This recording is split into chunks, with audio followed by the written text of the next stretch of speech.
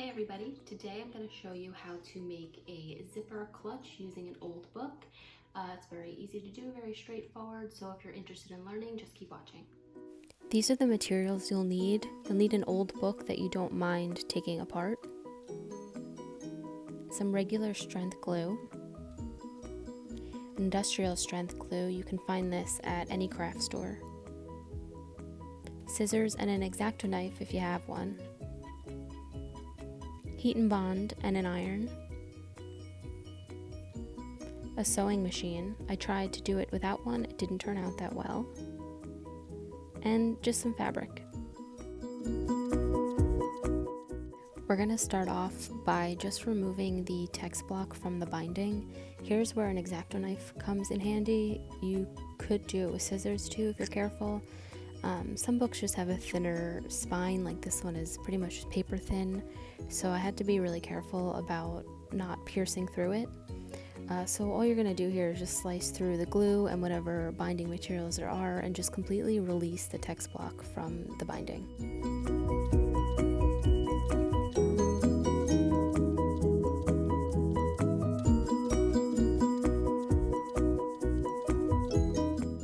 And once you've managed to cut through all of the glue and any other binding materials and you have released the text block from the jacket, you can just either get rid of the text block or you can save it to read or use for something else, but you don't need it for this project.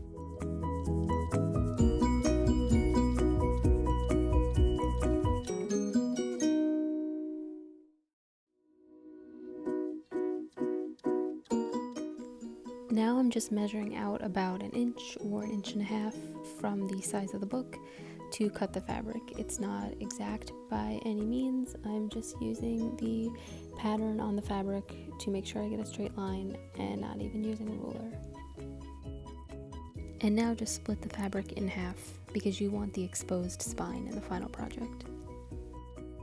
This part here is identical to the book cloth that I made in the bookbinding journal video. If you watched that already, you know exactly what I'm about to do here. If not, I'm just roughly measuring some heat and bond to the size of the fabric and I'm going to iron it down. And I'm doing that because I'm going to be adding a lot of glue and I don't want the glue to seep through the fabric. So this is just a way to make some book cloth.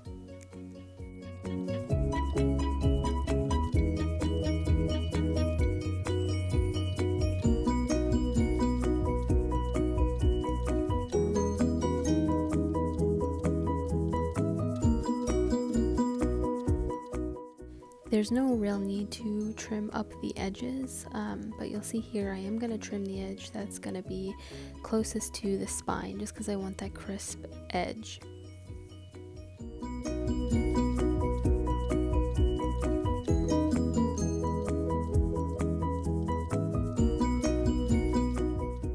And just like in the bookbinding video, I'm going to be using PVA glue.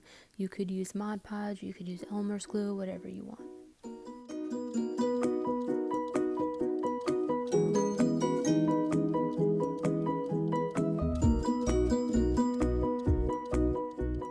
One thing I didn't mention is we're just going to leave the backing of the heat and bond on the fabric.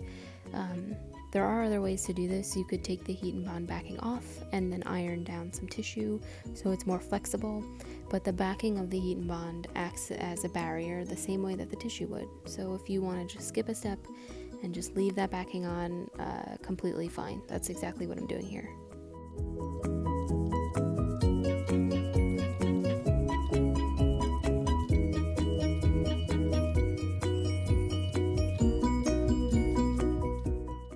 Now I'm snipping off the corners and I'll be folding down the flaps using the same technique I did for the bookbinding video. So if you didn't see that one, I go a little bit slower to show you the technique there, but I'll just reiterate, I cover the flaps with glue.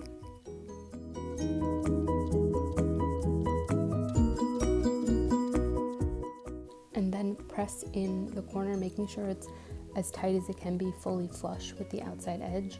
And then you just push in the corner just a little bit, just fold it in so you can fold over the flap and it just creates a nice seam.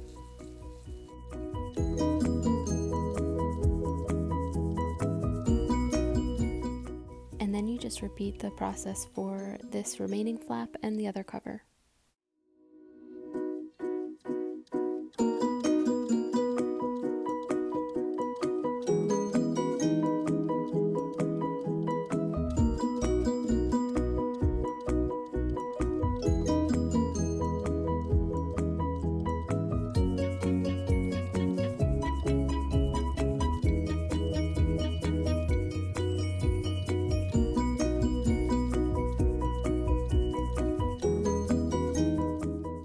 And now you have the entire outside casing of the book clutch completely finished.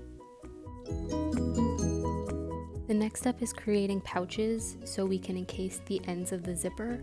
I've taken these strips, they're about 2 inches wide and 4 to 5 inches long, and I'm bending it in half inside out, and I'm going to be stitching along the open edges on the left and right side about 1/4 inch in. Make sure that the fabric is turned inside out because we're going to turn it back the proper way after.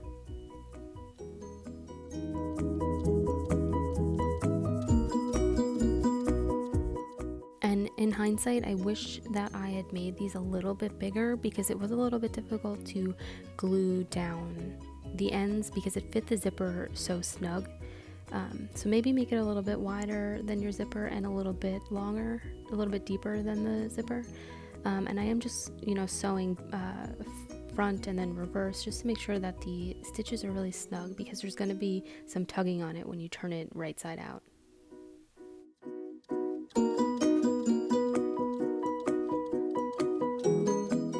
And now you're going to turn those pouches right side out. So just slowly and carefully, just start turning it inside of itself, and then use something sharp like a pencil or whatever you have just to push out those corners to make it completely like a pouch.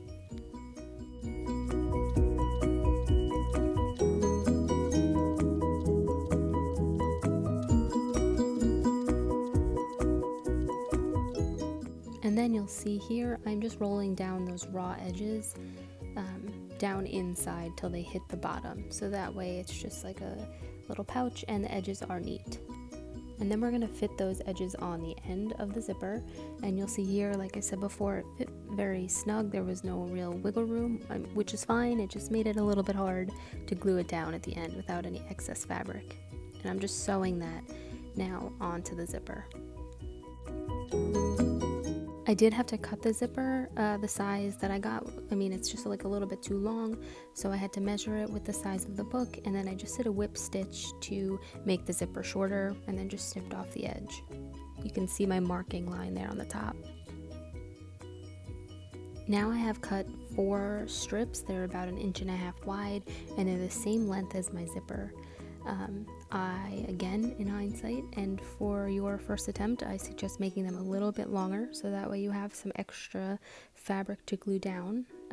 But now I'm just using the zipper foot on the sewing machine and just attaching the strips both front and back at the same time, just fully encasing the zipper in the fabric.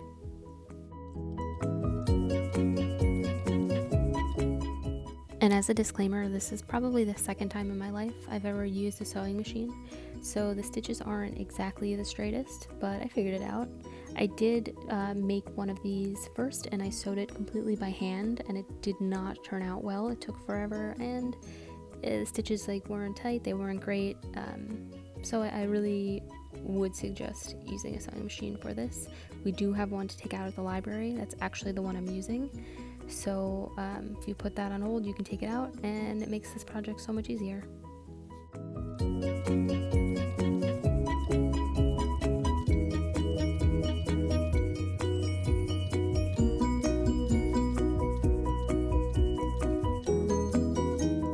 This is the part of the project where I realized I really should have continued that fabric all the way because it didn't give me a lot of room to glue those end pieces down.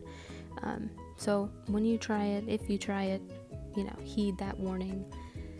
But now you're gonna get ready to glue it down. So if you configure it how you want it first, so that way you know where everything's gonna lay down, and then you can grab your glue and just get started. So I'm using E6000 glue here. This is one of the only times that you'll hear me say, this is what I'm using, and this is pretty much what you have to use for this part. Normally I just say use whatever you want, because it really doesn't matter. But for this, if you use a regular glue, it's just not going to hold. It's just, it's not going to stay. All of your hard work will be for nothing, especially with something like this where there's a zipper. You're going to be tugging on the zipper, so you want it to hold. So this industrial strength glue is really the only option for this part. I'll tell you now because I kind of didn't get good enough footage of me doing the other side, so I stuck down this side and then I let that dry overnight, and then I did the other side. So I opened the zipper and glued down the other side. I let it dry for about a day after that, and now I'm going to be cutting out strips for the inside, because you don't want the bare book showing. So I'm just roughly cutting out some pieces of fabric that are a little bit larger than I'll need, because I want to tuck in those edges to make them nice and straight. And then I'm also cutting a strip of fabric that I'm going to use to cover the spine inside the book. And once again, I'm over here with the rough estimating of the measuring, just sort of laying it inside the book and just figuring out visually where I need to tuck it.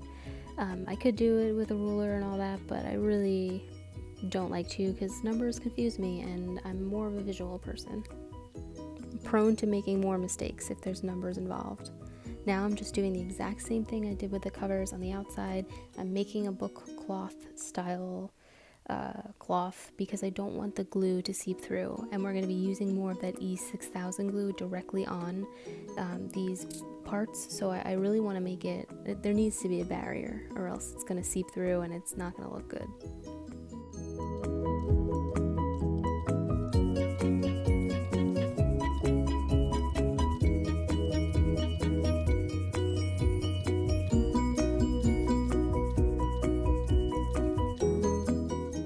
Now I'm just ironing down those edges that I folded over to make nice and neat, because when I head back to the sewing machine, it's going to make it a lot easier for me to see where I need to sew.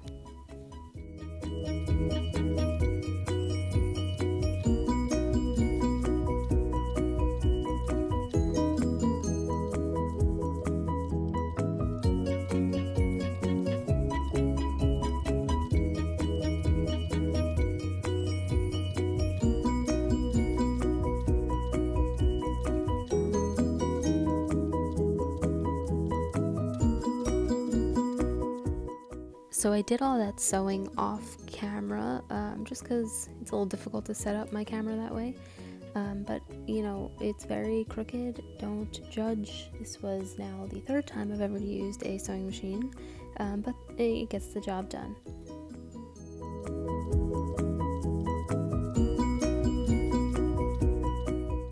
And now the final and probably the easiest part of the whole project is just gluing down those pieces. So I'm going to glue the center spine piece first. It's pretty much going to get covered completely by the other pieces, but you need something there so that way if and when you do put something inside here, it's not going to get lost and fall down in the spine.